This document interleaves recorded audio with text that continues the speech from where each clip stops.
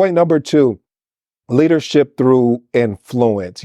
Again, family, having the ability to build rapport also builds trust with your stakeholders and within your team. So you're going to have challenging moments while you're leading that project, and having the ability to let your team know they can trust you, that they can lean on you, that you're willing to take them across the field. Are you project management ready? This isn't about just managing tasks. It's truly about inspiring teams, managing crisis while keeping a cool head, and making every project a stepping stone to success. You think you got what it takes? Listen to this entire episode to see how you measure. This is where we unlock the secrets, not to just stepping into project management, but actually owning it.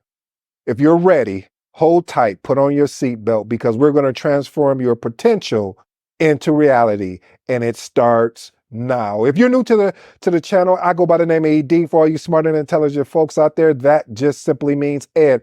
I have an 8-point framework, and these 8 points, my goal, my mission, my job is to unpack today's title, which is entitled, If You Had an Opportunity to Be in the Field of Project Management Today, Would You Be Ready?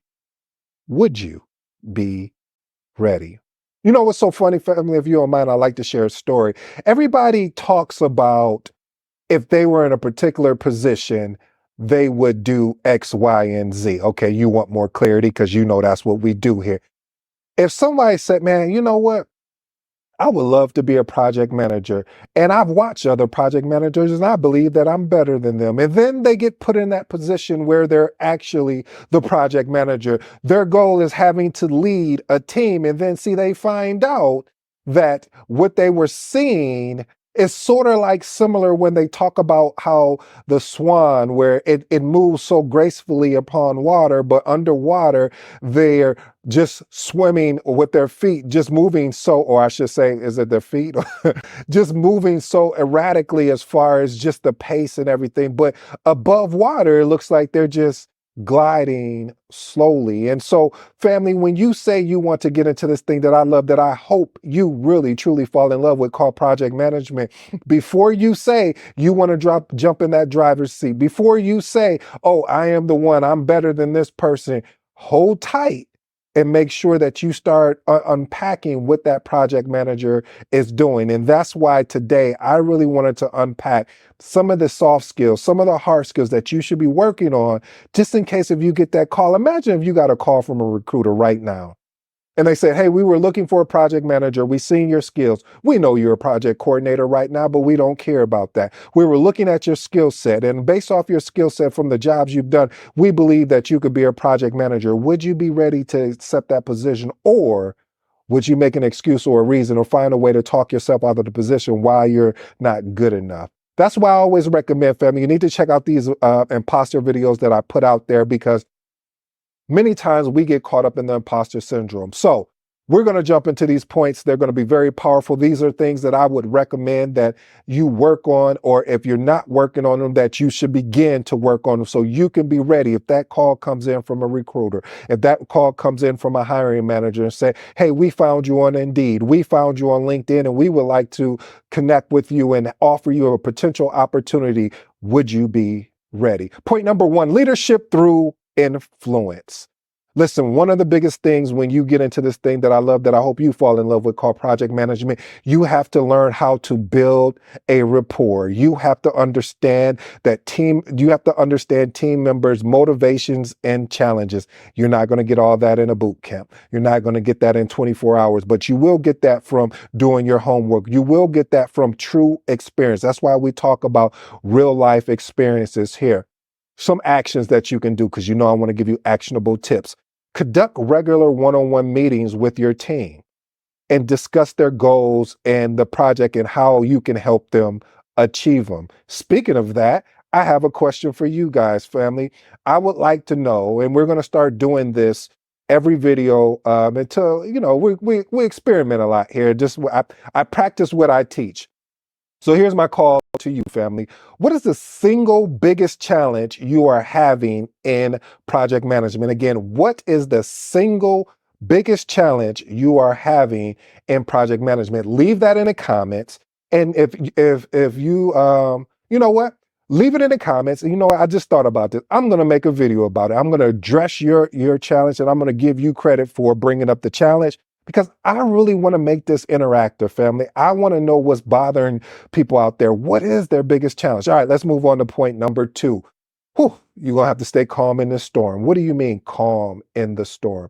You're gonna have to develop stress management techniques to maintain composure under pressure. There's gonna be a lot of people, as Mama would say, get under your skin. Daddy would say, don't let them get under your skin too much where you can't function. Ooh, I like that, Dad. You see, reason why he was saying that is that sometimes we can get so frustrated, so upset about what someone has said about us, about the project, that we can lose our thought, we can lose our cool, we can lose our professionalism. Why am I saying this? Because I've done all of it.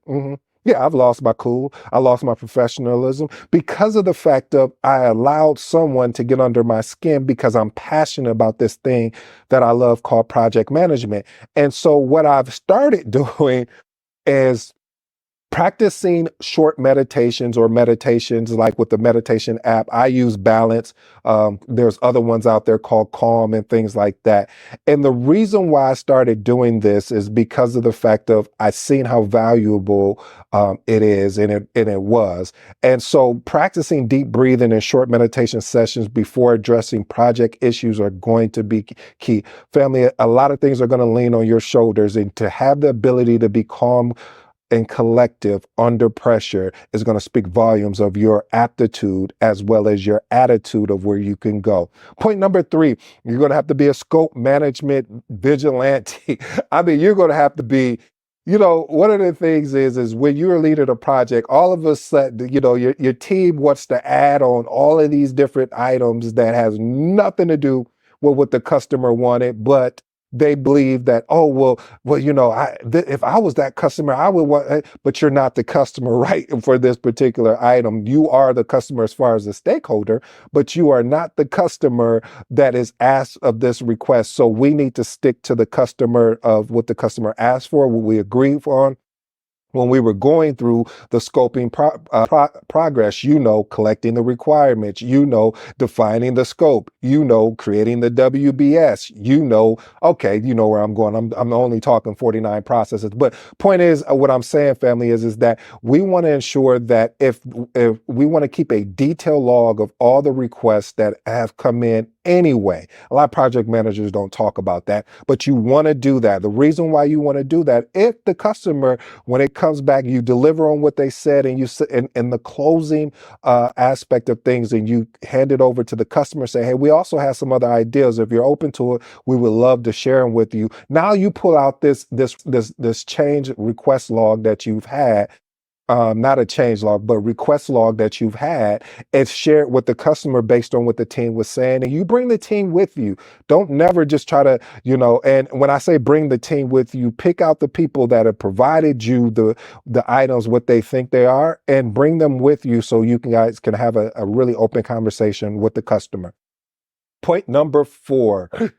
Failure is the best teacher. Again, failure is the best teacher. I mean, after a project setback, conduct a what I call a recon. Okay, you don't like that. Okay, in the military, and I may get this wrong, so I'm nervous to even say this. So I may not. I'm not going to say it because I am going to say it. They call it an after action report and something of that nature. Now, the technical name of it, basically what they do is after each mission, they see what went well, what didn't go well, and what's room for improvement. And that's basically what project management is you're always constantly seeing what went really well, what can we, and what didn't go well, and then what are some ways that we can even improve what went well, and what are some ways we can improve what didn't go well? Because this way you're creating an environment where you're constantly getting better. And this is my caveat, this is my disclaimer. Family, you have to facilitate a blame-free review meeting focusing on what can be improved. What I mean by that is that you do not want to have an area where if someone is pointing out something and then it turns into because one of the people that worked on it felt some kind of way, they got into their feelings, and now you can't have an open, free conversation. You're going to have to be responsible for facilitating that effectively so you can get the most out of that meeting. Because I've been in those type of meetings where you may point out, well, hey, if we would have got this maybe 2 weeks earlier as agreed upon, we probably would have finished maybe a month earlier. And I'm using that as an example. And the person that was responsible for that task, they may again get in their feelings. And next thing you know, you're going back and forth with this person and it's like a blame game. So again, family, just ensure when you're in those review meetings, documenting the lessons and incorporate them in future projects. Point number 5, communication excellence. What does that mean? Always said, if you're a project manager or a project coordinator, especially if you're a project coordinator, you would have a jump on so many project managers. This is a gem. I didn't even plan to say this, so I'm going to say it. And I may have to chop this video up a little bit so you can be in the part, because I want to make sure you guys win that are project coordinators coming into this field of project management, as far as being a project manager, excuse me. You want to be able to practice clear, concise communication. And the biggest thing of it is also practicing active listening and and verbal interactions. The reason why you want to do this, family, if you're able to have active listening, like you already don't have a pre-planned response based on what someone said and without even listening through the whole conversation, you will have such an advantage. And here's the advantage, the real advantage. Start doing YouTube. I always say that you don't have to put a single video out, but what you want to do is figure out a topic. Once you get the topic under the project management umbrella, and then get on video and talk about it. Mhm. Reason why I say that, family, is because what this does is it really improves your communication. What it does is give you an opportunity, because as a project manager, you will be responsible, as you continue to climb in the project management realm. You will be presenting to executive. You will be presenting to to directors, senior directors, as you kind of get where I'm going. And the ability to articulate your words, the ability to be persuasive, or the ability to take a boring topic about what's going on in a project and make it fun, make it entertaining. Because you got to imagine, just think of you are someone that is constantly getting PowerPoints, and they always, some people say the death of the PowerPoint, but you have to be able to take that PowerPoint and make it as like the best PowerPoint in the world. And the only way I truly believe that you can do that is through having the ability to present, and to present is being able to get on. Why not practice by pulling out your phone,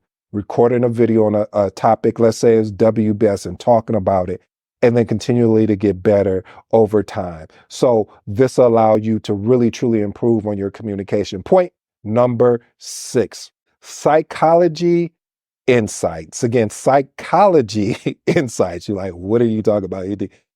Being able to apply EI, or what we call emotional intelligence, to understand and having the ability to respond to team dynamics. One of the biggest things, family, from an action standpoint, I want to give you is being able to observe nonverbal cues and asking open-ended questions to really improve the dialogue with your teams. Because anytime that you ask anybody a yes or no type question, you're not getting an opportunity to really get the most out of, especially if you're working with stakeholders, because they want to get straight to the point at times so they can move on and get back to doing what they're doing. So you want to be able to create an open-ended type question. What's an open-ended type question? How did you get there? Not, did you get there or not? Like that's like a yes or no. So you want to be able to create those type of open-ended questions. Just start coming up with a whole bunch of them and practicing them, family. When you have that ability, then all of a sudden it becomes natural, where you're in a conversation and now you're gauging and say, so what do you need? What do you actually need help with? And you get better over time. Point number 7, embrace organizational culture. What does that mean? When you get into an organization, family, you're going to want to know the specific workflows. You want to understand the jargon. You also want to understand, family, the social norms of the workplace, because there's certain things that are not really said or published. And that's another thing, that are not published, but it's just, you know what it is. Okay. You don't know what I mean by that. Okay. Watch how I unpack this. Here's something that basically is sometimes not known. When you are leading a project, you might not be aware that even though you have this particular stakeholder that you're working with, that their manager wants to be involved in the project as well. So they want to be on as part of the communication. How would you know that? Well, how you would know that is scheduling informal meetings with team members across various departments and understanding what their contribution is. And once you get a grasp of that, you're asking the question, who needs to be part of this communication? Who would you like to be part of that communication? Sometimes managers even just come up to you and just say, hey, could you add me to that? I want to just understand what's going on with the project. Some project managers feel some kind of way about that. Like, well, won't you go talk to your direct report? Well, evidently, if they're coming to you, the information is not getting to them. So that's one of those, when I talked about understanding the social norms, is that you can't get offensive, because I got offensive. I was like, why do I need to let you know about this? Is your direct report who's part of this project. They should be articulating up to you of what's going on. I have a goal to get the information out to the right people, but I didn't know that I had to get it to you as well. So you can't just let it go. That's one of the battles you want to let go. It's just just adding that person's name to the email correspondent, as well as what I would also recommend is updating your communication management plan and adding that name on there as well. Point number 8, mastering time management. Time is going to be one of those things when you're leading a project. You could get busy in the administrative of things that you forget that you're also leading a project. What I mean by that is there are going to be a lot of administrative tasks that you're going to be responsible for, but also you're going to be responsible for inspiring and motivating the team to execute on the things. You're also going to be responsible for connecting with the team, finding out what they need, what roadblocks are in their way, what are people taking up their time where we may need to go and have a conversation with their direct manager to say, hey, this is a very important project. This is prioritized as number one for the organization. What I need from you is if we can get this particular stakeholder off a certain X amount of data, or I should say business as usual tasks, so they can lock in and stay focused on what we're doing here. And they can always come back. And that may be a battle you may need to go against. And one of the things too is that sometimes it can be challenging is having back-to-back meetings. One of the things I've tested is when I have back-to-back meetings, some of I should say I'll just call it what it is, the complaints that I receive, like, man, I'm always in meetings. How can I actually go get some work done? And when I heard that for the first, I was like, oh, okay, I got you. Copy that. So you have to be cognizant. And that's why it's going to be important that you're connecting with your stakeholders, whether it's through Teams, whether it's having one-on-one meetings. Here's my bonus. I have one bonus for you today, and then I'll go into my closing remarks. Bonus, model engagement. See, what you want to do is model. If you see a project manager that's in your organization that you see some attributes that you would like, you want to model that, not still model. By modeling, you're like, okay, I'm going to take that piece, this piece, and I'm going to blend it with my particular personality, with my particular leadership style and work ethic, because it's going to be important, family.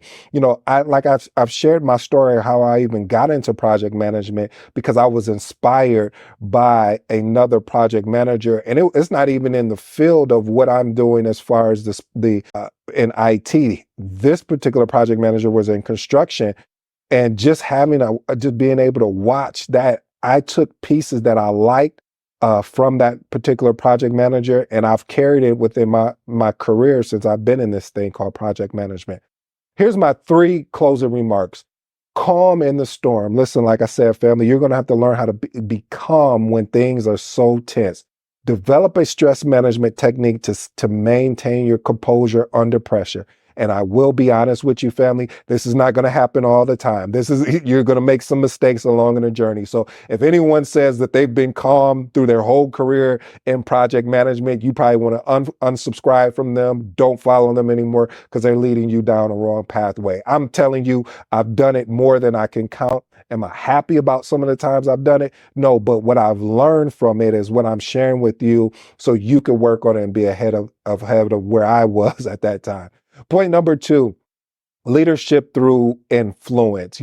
Again, family, having the ability to build rapport also builds trust with your stakeholders and within your team. So you're going to have challenging moments while you're leading that project, and having the ability to let your team know they can trust you, that they can lean on you, that you're willing to take them across the finish line is going to be huge. And my last and final point, family, is model engagement. Like I stated before, how I got in this thing called project management was because there was another project manager who inspired me. They inspired me because of the fact that I was watching what they're doing, and I got to be close up to see how things were being ran, and that inspired me. So I took some of the things that I watched that he done extremely well at, and I put them in my own repertoire. Like I said, you should always be building a toolbox. A toolbox is just not only software, but also things of how you can lead a project more effectively. I hope this helps someone today. Again, family, if you, I would love to know, what is your single biggest challenge you are having in project management? Leave it in the comments. And if I get enough of these type of things, I may just make a collection video or one video and making sure that you get the call out that you deserve. Until next time, this has been your boy ED. I truly appreciate you rocking with me today. I'm gone.